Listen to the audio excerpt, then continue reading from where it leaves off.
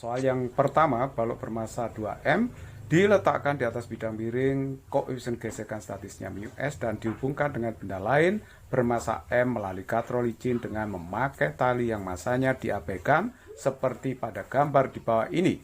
Kemiringan bidang dapat diatur jika sudut V diperbesar, maka pada saat mencapai sudut VM, balok 2M dalam keadaan hampir meluncur turun. Pada keadaan ini berlaku hubungan bagaimana? Nah, kita uraikan dulu gaya-gaya pada benda. Pada benda M itu ada gaya MG ya. Kita anggap sumbu Y yang vertikal, sumbu X yang horizontal. Jadi ada gaya MG, terus kemudian ada tegangan tali T. Tegangan tali yang vertikal dengan yang miring ini sama karena katronnya tidak berputar ya, tidak ada torsi. Jadi tegangan yang vertikal sama dengan yang miring. Nah, kemudian pada benda 2M bekerja gaya-gaya. Yang pertama adalah gaya berat, yang kedua gaya normal, yang ketiga adalah tegangan tali. Nah, katanya bidang miringnya ini bisa diubah-ubah, bisa dinaikkan besarnya, sehingga nanti 2M akan meluncur turun. Kalau tepat akan meluncur turun, ada gaya gesek yang arahnya miring ke atas, yaitu Fs. Nah, kalau kita uraikan, gaya berat 2mg itu menjadi 2mg sin Vm, dan kemudian 2mg cos Vm yang tegak lurus bidang. Jadi ketika sudutnya mencapai Vm, balok 2M itu tepat akan turun ya. Nah, sekarang kita tinjau satu persatu kesetimbangan bendanya. Untuk balok yang bermassa M akan berlaku bahwa sigma Fy sama dengan 0. Jadi nanti T min Mg itu sama dengan 0. Jadi T-nya sama dengan Mg. Ini saya sebut persamaan yang pertama. Nah, terus kemudian untuk balok yang bermassa 2M sekarang ya. Balok yang bermassa 2M ini juga dalam keadaan kesetimbangan. Jadi ini yang sejajar bidang ini saya anggap sumbu X, yang tegak lurus itu sumbu Y ya. Nah, sekarang perhatikan di sini akan berlaku bahwa sigma Fx itu 0, semua jumlah gaya-gaya yang sejajar sumbu X harus 0. Berarti kalau begitu ini berlaku 2mg dikalikan dengan sin Vm dikurangi dengan Fs dikurangi dengan T itu harus sama dengan 0 gitu ya. Nah, ini kalau kita teruskan berarti ini 2mg sin Vm dikurangi mu S kali N. Min T sama dengan 0. Normalnya ini berapa ya? Ya kita pakai syarat ini aja. Sigma Fy sama dengan 0. Berarti nanti kan N dikurangi 2mg cos Vm harus 0. Jadi N dikurangi 2mg cos Vm itu harus 0. Jadi dari syarat sigma Fy 0 itu berlaku N sama dengan 2mg cos Vm, begitu ya. Nah, ini sekarang tinggal kita substitusikan semua ke persamaan 2. Normalnya ini ya, kita masukkan. Jadi kalau begitu ini 2mg sin Vm min mu S. N-nya itu adalah 2mg cos Vm gitu ya, dikurangi dengan T, T-nya itu Mg sama dengan 0. Kita bagi semua ruas dengan Mg, jadi ini dibagi Mg habis, bagi Mg, bagi Mg. Jadi hasilnya di sini 2 sin Vm min 2 mu S cos Vm, ini min 1. Jadi dibagi itu 1 ya, ini sama dengan 0. Ini bisa aja kalau saya pindahkan menjadi 1 plus 2 mu S cos Vm sama dengan 2 sin Vm, seperti itu. Jadi kalau begitu jawaban yang tepat adalah A. Kita lanjutkan nomor 2, sebuah pompa air dengan luas penampang pipa sebesar 75 cm persegi ingin digunakan untuk memompa air dari kedalaman 8 meter. Lihat gambar. Jika pada saat memompa timbul gaya gesekan pada penghisap sebesar 20 Newton, sedangkan gesekan-gesekan lainnya diabaikan, maka gaya minimum yang diperlukan untuk memompa adalah sebesar berapa? Jadi nanti ini ditarik, ya, ditarik, berputar di sini, kemudian piston terangkat atau klep terangkat, nanti airnya bisa terangkat dan akhirnya keluar melalui pipa yang horizontal itu. Karena gayanya minimum, berarti ini masih problem kesetimbangan. Jadi kalau begitu, nanti begitu gaya diberikan, air ini akan tepat meluap setinggi 8 meter itu. Jadi kalau begitu, nanti pada titik T akan berlaku sigma torsi sama dengan 0. Nah, torsinya itu dihasilkan oleh F aksen dengan F. Jadi kalau begitu, F dikalikan dengan 1 meter, jaraknya ke titik T ya, dikalikan dengan sinus sudutnya, itu dikurangi dengan F aksen, dikalikan 0,2, dikalikan dengan sin theta, itu harus 0. Perhatikan ya, kalau mencari torsi, sudut yang dipakai, sudut tumpul maupun sudut lancip, tidak masalah. Karena sin tumpul dengan sin lancip itu pelurusnya, sama nilai sinnya. Ini sin theta di sini diambil yang tumpul dengan yang lancip di sini juga boleh. Ya, tidak masalah. Jadi karena sinnya itu sama ya kita coret aja begitu. Karena sudutnya sama ya. Jadi kalau begitu akan dihasilkan bahwa F itu adalah 0,2 F aksen. Ini saya sebut sebagai persamaan yang pertama. Nah, tinjau air yang diangkat itu dalam keadaan setimbang. Jadi sigma Fy sama dengan 0. Jadi gaya-gaya ke arah vertikal, ke arah sumbu Y berarti ya, anggapannya begitu. Jadi kalau begitu, gaya pada air dengan piston yang masanya diabaikan, maka ini F aksen dikurangi dengan W air, dikurangi dengan gaya gesek, itu harus 0. Sehingga kita dapatkan F aksen itu adalah W ditambah dengan FK.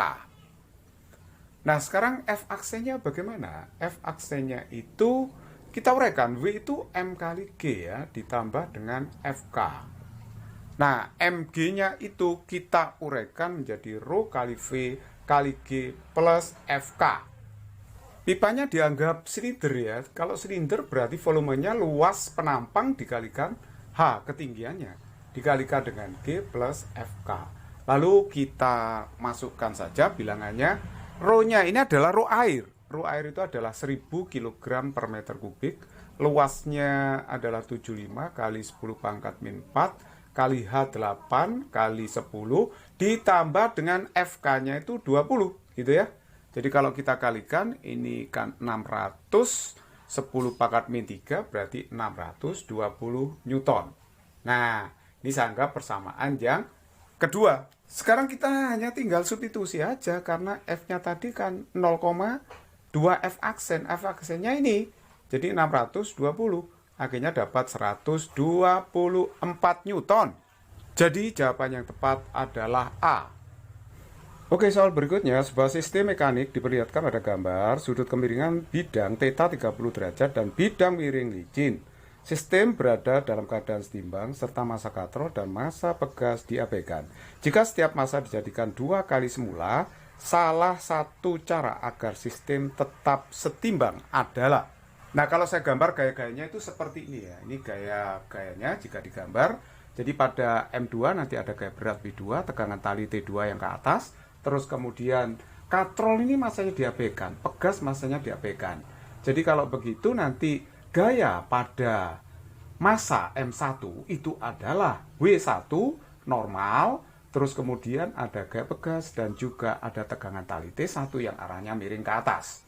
Jadi W1 ini kita uraikan menjadi W1 sin theta yang sejajar bidang, yang tegak lurus adalah W1 cos theta. Nah, sekarang kita tinjau kesetimbangan balok M1. Anggaplah yang sejajar bidang miring itu sumbu X ya.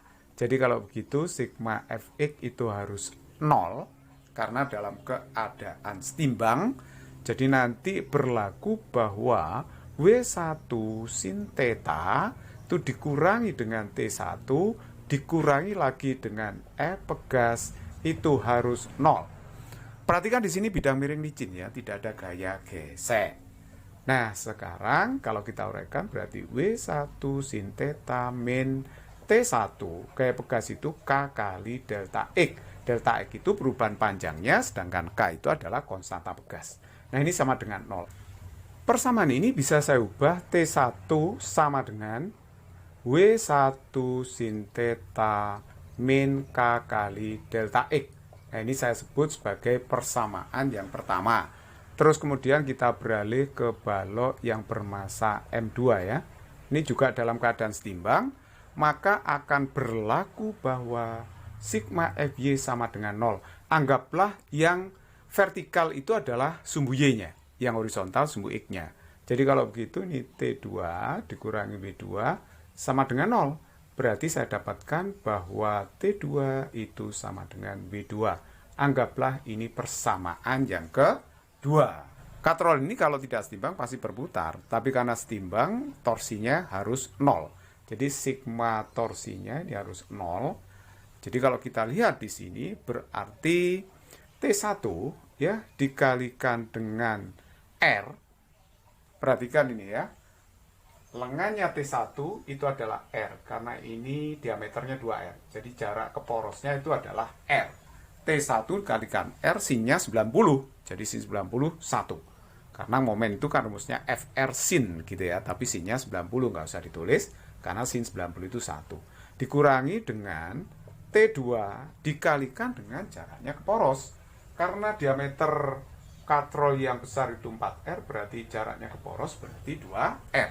Jadi ini dikalikan dengan 2R ya, sama dengan 0. R-nya saya coret. Sehingga saya dapatkan T1 itu adalah 2 kali T2. Nah, ini kita dapatkan persamaan yang ketiga. Sekarang kita tinggal substitusi saja. Persamaan 1 dan 2 masuk ke persamaan yang ketiga. Jadi kalau saya masukkan dapat W1 sin theta min K kali delta X. Itu sama dengan 2 kali T2. T2 itu adalah W2, begitu kan ya? Oke. Jadi kalau begitu saya dapatkan persamaan bahwa W1 dikurangi sin theta min 2W2 itu sama dengan K kali delta X. Ini dianggap persamaan yang keempat. Sekarang perhatikan ya, dalam soal di sini bahwa massa M1 itu dilipatkan 2 kali. Massa M2 juga dilipatkan 2 kali. Jadi nanti berat W1 ini juga ya pasti 2 kali ya. Nah, berat W2 itu pasti 2 kali juga. Nah, karena apa? Karena W itu kan M kali G. Jadi kalau M-nya 2 kali, W-nya juga 2 kali. Jadi artinya bahwa W1 aksen sekarang menjadi 2W1. Sedangkan W2 aksen sekarang menjadi 2W2. Kan gitu ya. Nah, terus kemudian kita masukkan nanti ke sini ya. Jadi kalau ini diubah beratnya, maka jadinya ini W1 aksen gitu, sin theta, ya, kemiringannya tetap 2W2 aksen. Konstanta pegasnya berubah jadi K aksen, ini delta X-nya jadi delta X aksen, seperti itu. Nah, setelah ini bagaimana? Ya, kita masukkan di sini W1 aksen, 2W1, W2 aksen, 2W2. Jadi kalau saya masukkan ini berarti 2W1 sin theta min 2W2 aksen 2W2. Nah, gitu kan? K aksen kali delta X aksen. Nah, terus kemudian saya bagi 2 kedua persamaan ini. Ya.